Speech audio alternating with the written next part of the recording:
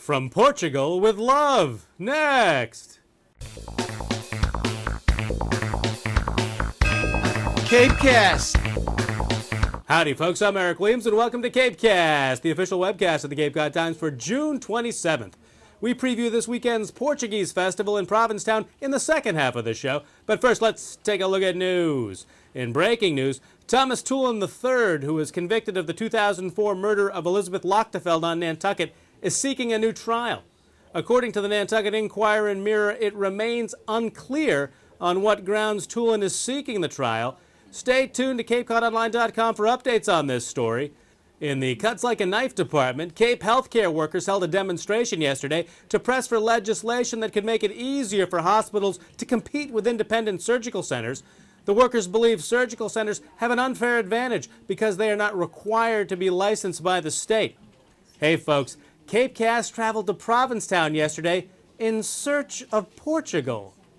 Bom dia from Provincetown, USA. It's the start of the Portuguese Festival up here. The Portuguese flags are flying. The Portuguese food is cooking. We got a weekend full of parades, good times, and of course, the blessing of the fleet. Let's go!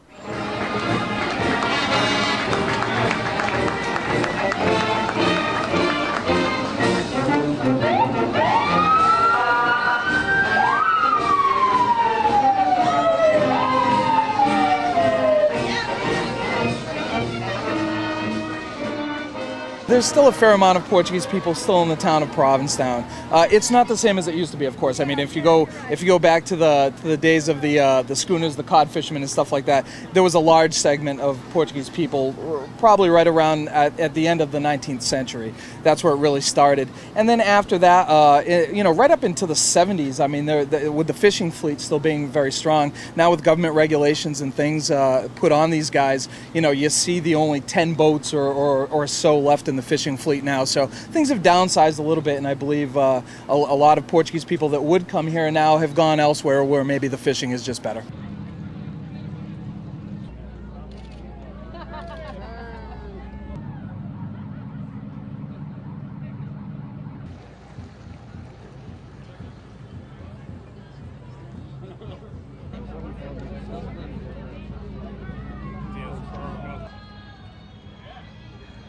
This is a very special blessing of the fleet, and the reason is, and it doesn't happen very often, the church burned down 3 years ago, and we've been holding the Mass out on Fisherman's Wharf, but this year the church has been rebuilt, and the very, very first Mass being held in St. Peter's Church is going to be the Fisherman's Mass during the blessing of the fleet, and I just can't think of anything more fitting than for that to happen.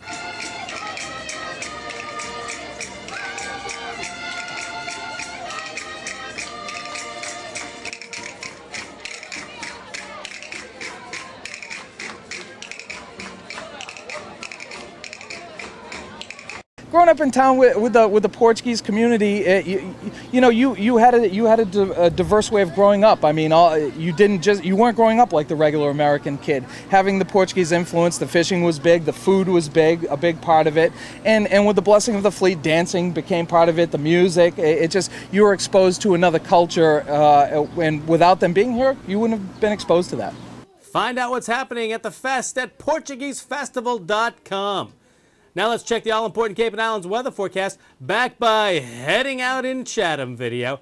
For tonight, a chance of showers and thunderstorms, otherwise cloudy with a low around 67. For Saturday, mostly cloudy with a high near 74. And for Sunday, a chance of showers and thunderstorms, otherwise cloudy with a high near 80. Okay, we've got to get out of here. This has been CapeCast for June 27th. Till next time, see ya! CapeCast.